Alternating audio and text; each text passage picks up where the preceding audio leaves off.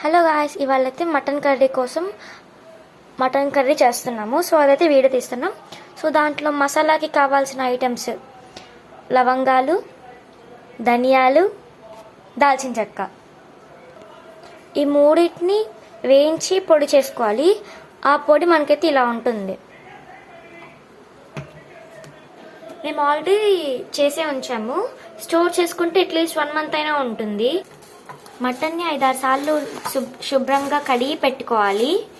So guys, ఇక్కడైతే మేము ఒక కడాయి తీసుకొని స్టవ్ వెలిగించాము. సో ఆ కడాయిలో అయితే 4 గరిటెల నూనె వేయాలి. కొంచెం నూనె ఎక్కువ పడుతుంది మటన్ కర్రీకి. పెద్ద సైజు ఉల్లిపాయలు 3 కట్ చేసి పెట్టుకోవాలి. నూనె వేడెక్కిన తర్వాత కట్ చేసిన ఉల్లిపాయలు నూనెలో వేయాలి.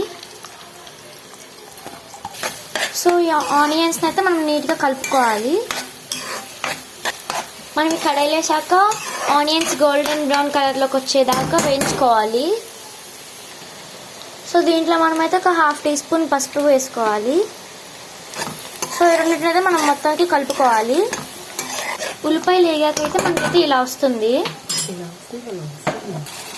తర్వాత అయితే మనం మటన్ ఇందులో వేసుకోవాలి. ఇక్కడైతే మేము కేజీ మటన్ తీసుకున్నాము. దాంట్లో కొంచెం మనం రాళ్ళు ఉప్పు వేసుకోవాలి. దీన్నైతే మనం కలుపుకోవాలి. మనం మటన్లో వేసుకోవడానికి కొబ్బరి గసాల పేస్ట్ ఉంది కదా, అది ఎలా చేయాలంటే ఇంత కొబ్బరి ముక్క వేసుకొని 1.5 స్పూన్ గసగసాలు వేసుకొని కొంచెం నీళ్ళు పోసుకొని మిక్సీ చేస్తే అయిపోయిద్ది. మధ్యలో తీసి కలుపుకుంటూ ఉండాలి, మూత తీసి. మళ్ళీ మనం మూత పెట్టేసుకోవాలి.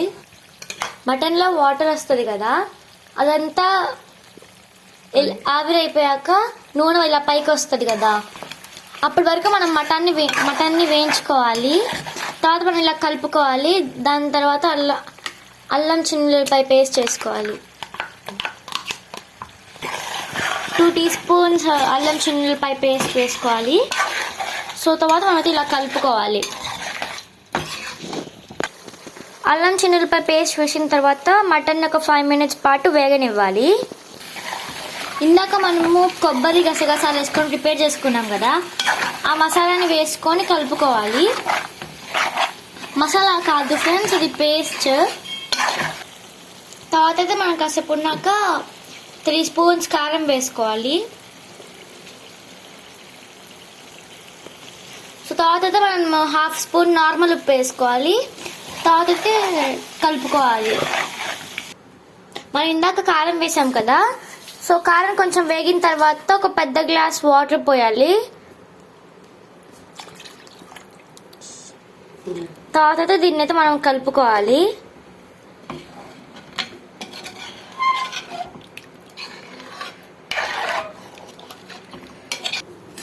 మనం వాటర్ పోసుకున్న తర్వాత మనం మూత పెట్టేసుకోవాలి. మూత పెట్టుకొని కాసేపు ఆ మటన్ని ఉడకనివ్వాలి.